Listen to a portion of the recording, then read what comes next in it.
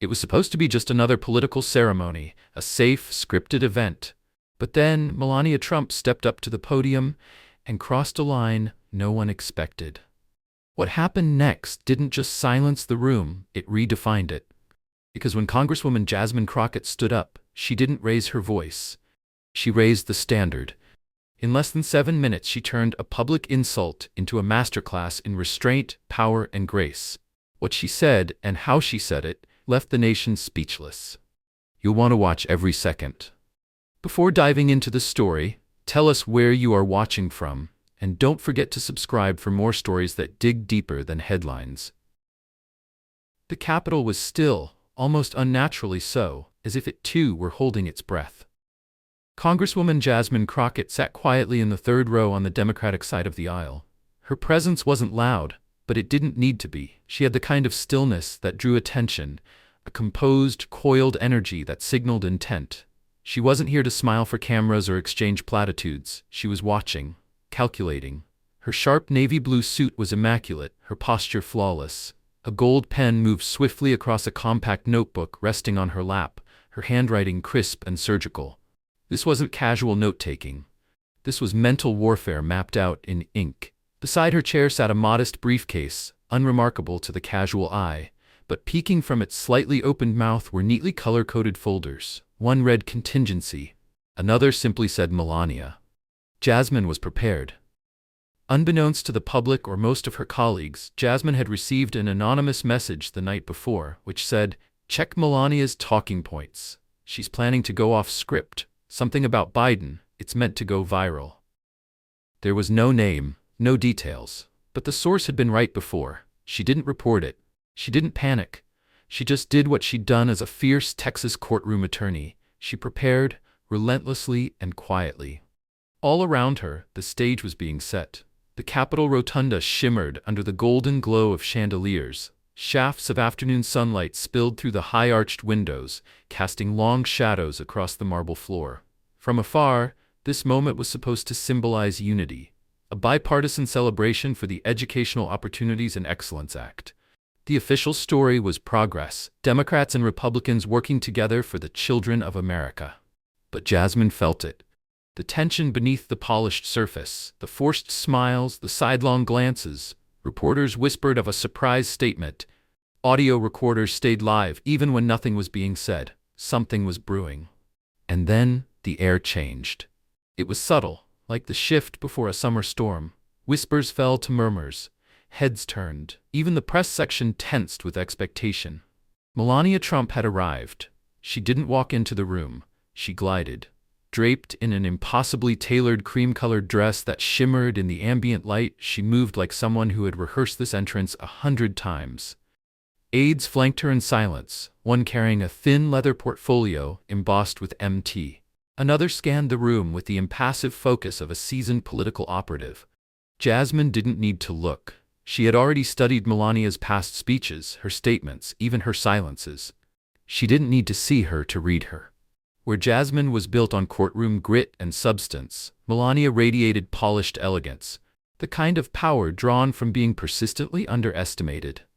One woman carried a bulging briefcase filled with policy. The other, a sleek folder likely curated for optics. They were opposites, but both were players in the same game. When their eyes finally met, just for a heartbeat, there was no greeting, no smile, just an unspoken awareness. Something was about to happen, and they both knew it. The Capitol Rotunda was never meant to feel divided. Its architecture, a soaring dome, gold-framed murals, marble that gleamed like ice, was built to inspire awe, unity, a sense of shared destiny. But today it felt different. The air carried a kind of static charge, the weight of expectation. It wasn't just the politics, it was personal. And it was about to break the surface. On the left side of the chamber, Jasmine Crockett remained still, a portrait of poised readiness. Her spine never touched the back of her chair. Her eyes didn't dart or scan. They observed. She sat as someone who understood that moments like this weren't just lived. They were measured, captured, and remembered. On the right, Melania Trump mirrored her stillness, but with an entirely different rhythm. Her body language was choreographed, the kind of composed elegance that comes from years of media training and high society scrutiny. one leg draped carefully over the other, hands folded with textbook grace. Her smile, soft, ornamental, rested on her face like an accessory. It didn't change, no matter what was said around her. The physical gap between the women, a polished marble aisle, was more than just a seating arrangement. It was symbolic, the vanishing middle ground. The widening void in American discourse. There was no mingling, no laughter, no bipartisan handshakes today. People stayed in their lanes, tribal and cautious. Democrats whispered only to Democrats, Republicans to Republicans. A few independents floated uneasily in between, like diplomats caught between rival kingdoms. Even the aides noticed. Behind the scenes, staffers glanced nervously at seating charts. One whispered whether they should shift the chairs closer together for the photo op. Make it look more united. A senior advisor shook her head. Let the room say what it wants. And the room was already speaking. Camera operators fidgeted in their booths, silently zooming and tracking the faces that told the real story.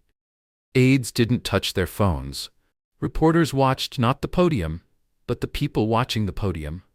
The moment built like a pressure drop before a storm. A barely audible page turn from Jasmine's folder sliced through the low hum of chatter. The sound was small but startling, like a gavel in a cathedral. Every motion she made, though minute, had intention. Then, from the corner of her eye, she saw it. Melania shifted, just slightly, a single tap of her fingers against the leather folder in her lap. Then nothing. No one else seemed to notice. But Jasmine did. The body language had changed. The signal was subtle but clear. Something was coming. A few rows back, a journalist leaned toward her colleague. She's early, she murmured, eyes locked on Melania. There's a rumor she's going off script, something about Biden. The second reporter blinked, skeptical. She wouldn't, not here. But Jasmine wasn't taking chances. She already knew the shape of this game. She'd studied the playbook. Her opponent was smiling, poised, dressed in ivory and armed with a speech crafted by strategists and stylists. But Jasmine had her own weapons, truth, memory, and readiness. Their eyes met again, fleeting but fierce. No nods, no hostility, just a shared recognition. This moment wasn't about the bill. It was about control, presence, power. And only one of them was truly ready for what came next. The moment was slipping out of ceremony. Melania Trump stood at the podium, her cream dress catching the soft light, a symbol of elegance and restraint. Her words flowed with measured poise, as expected. She opened with warm acknowledgments, praise for bipartisan effort, a nod to the future of children, a polished reference to her Be Best campaign. Congresswoman Jasmine Crockett listened quietly from her seat. Her gold pen paused mid-note. So far, it was all theater, predictable even. But Jasmine knew to wait, not for applause lines, but for pivot points. And then, it came. It was slight. Only someone like Jasmine, trained to detect motive wrapped in language, would have caught it. A subtle change in tone. The soft music of Melania's accent sharpened, almost imperceptibly, as her eyes dipped to the notes before her and rose again. Of course, Melania began, her voice still smooth. For education policies to succeed, they must be implemented with clarity and purpose. The room leaned in. She had their attention.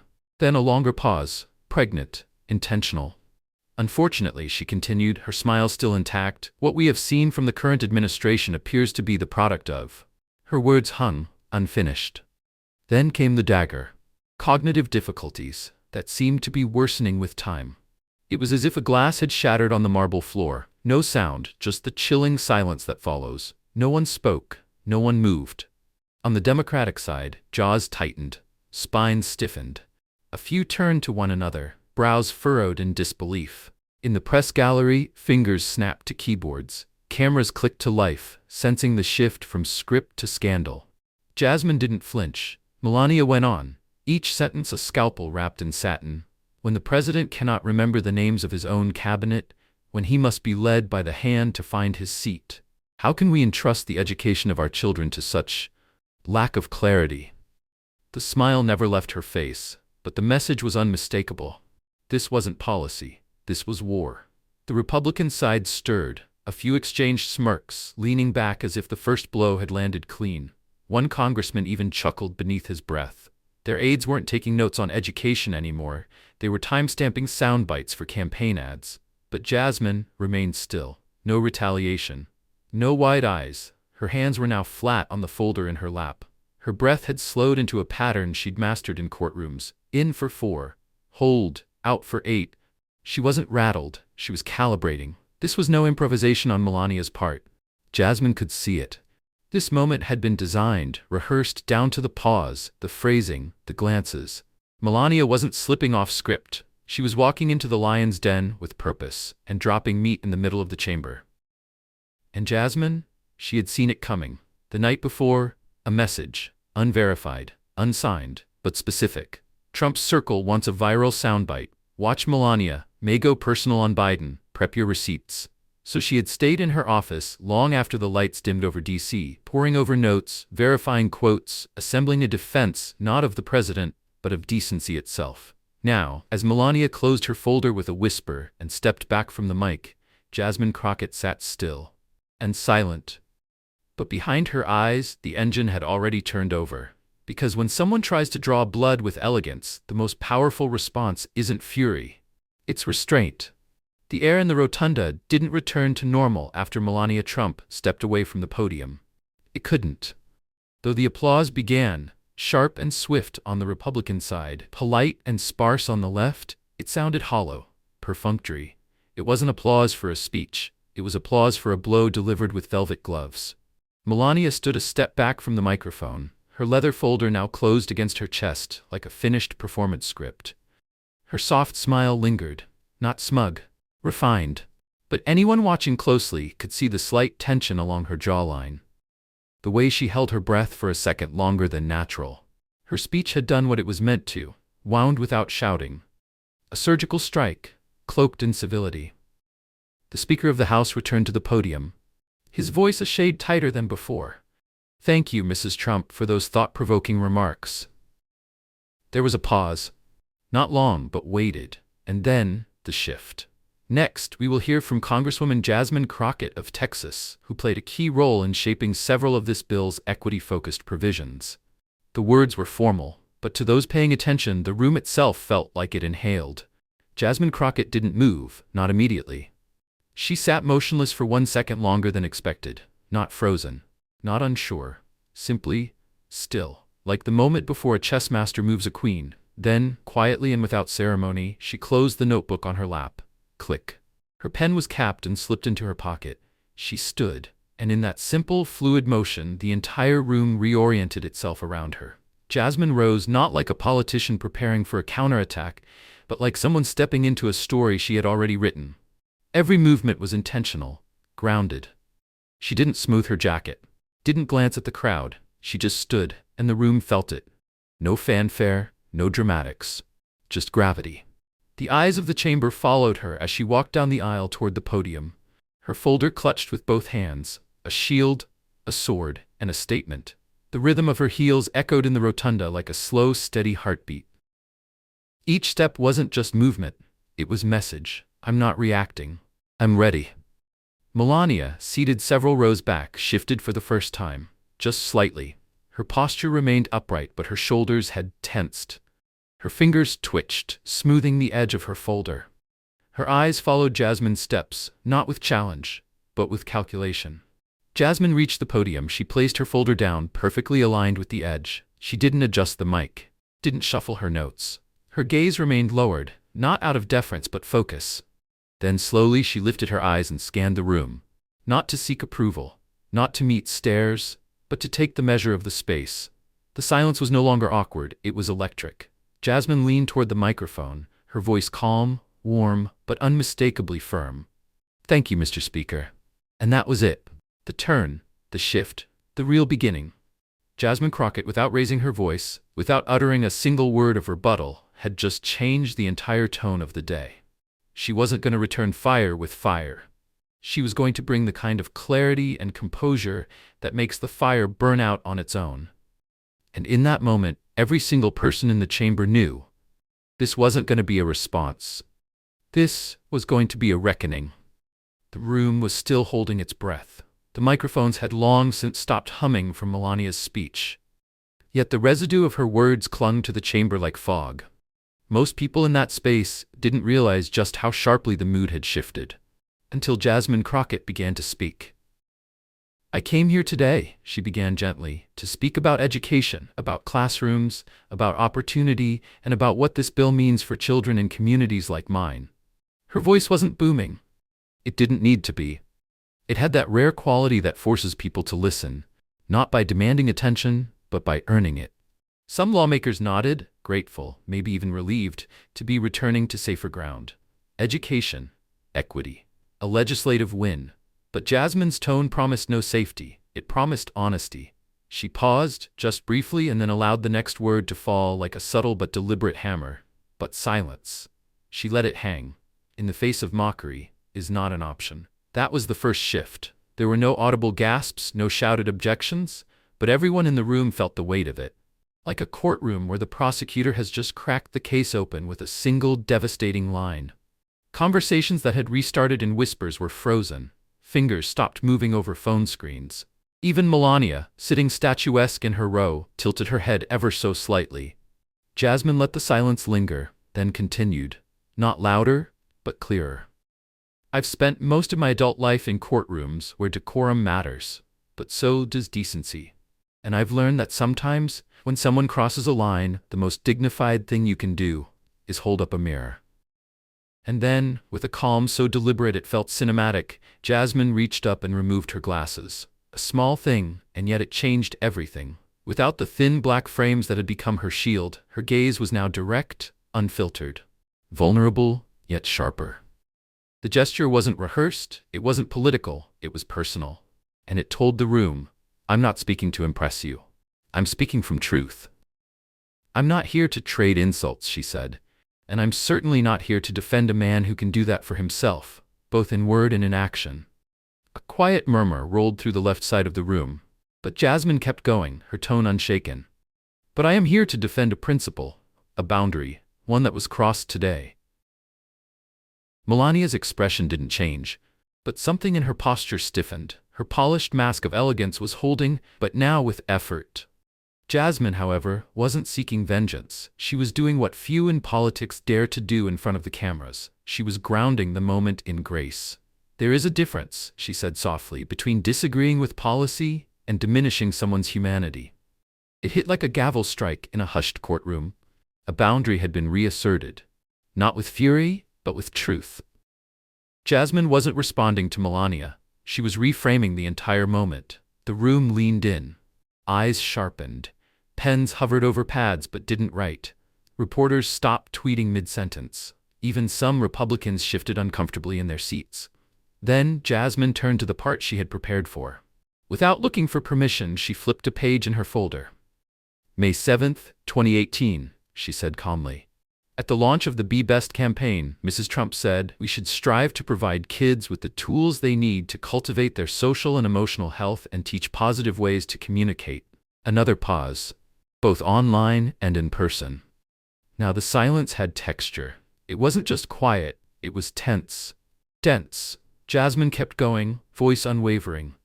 In October of that same year, in an interview with ABC, she said, and I quote, we need to have more tolerance for different people with different beliefs, and respect each other's origins.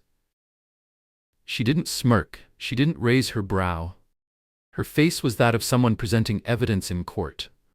By the time she quoted Melania's 2019 tweet, I encourage everyone to be kind to each other and treat each other with respect, the irony wasn't just clear, it was suffocating.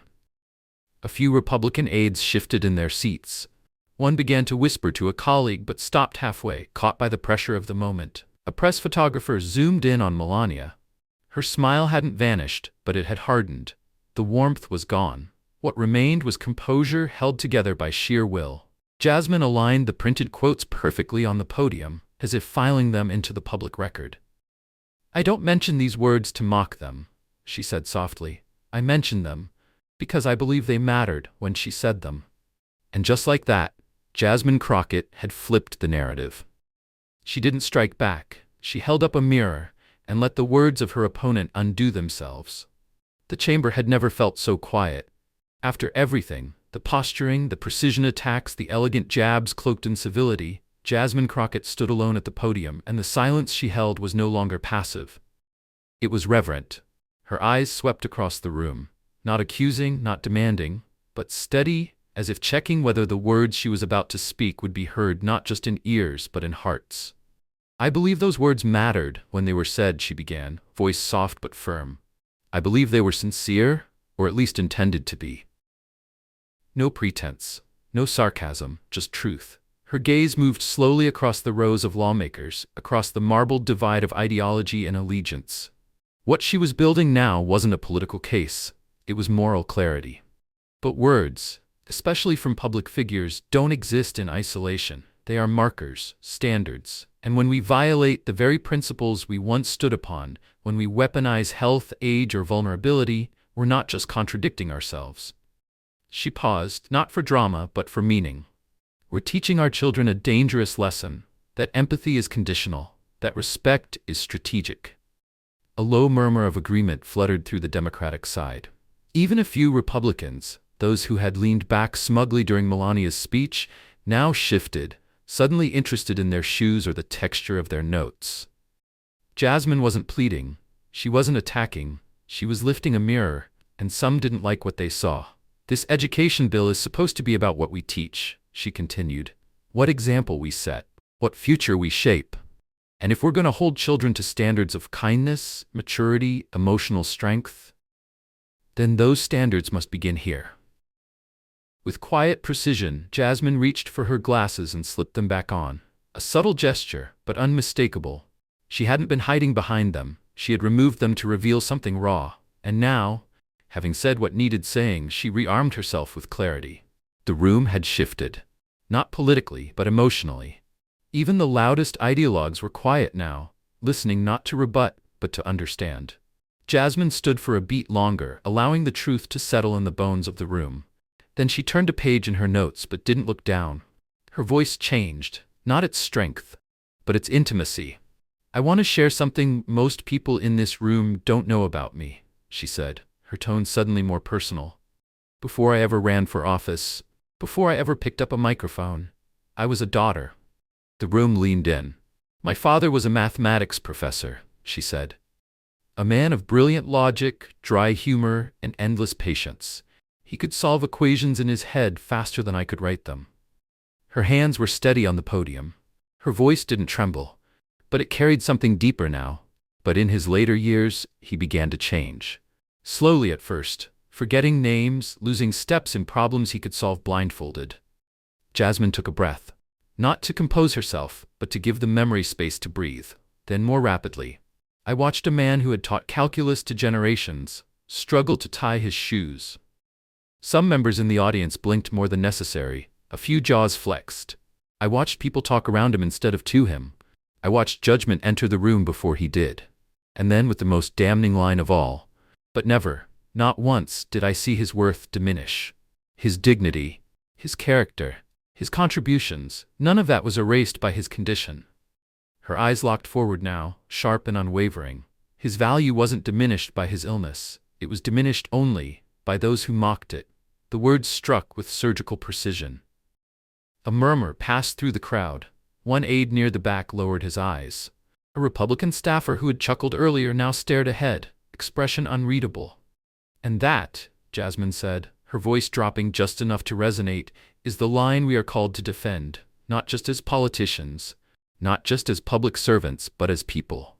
There was no fire in her voice, only depth, only truth. "I'm not standing here to score points. I'm standing here because I've seen what it looks like when someone is reduced to a symptom. I've seen the quiet cruelty of mockery wrapped in polite tones, and I've seen what it does, not just to the person targeted, but to those watching. Especially young people. Especially our children." Now, the room was completely still. Not stiff with discomfort, but solemn with realization. Even the press photographers had lowered their cameras. No one dared break the spell. Then Jasmine leaned forward. Not to press, but to offer one final line, the kind you don't raise your voice for because its weight speaks for itself. "Dignity isn't requested." She let it sit. "It's demonstrated." And in that instant, the silence in the room was no longer neutral. It had become a verdict. A few soft claps began on the left, hesitant at first, then steadier, then rising.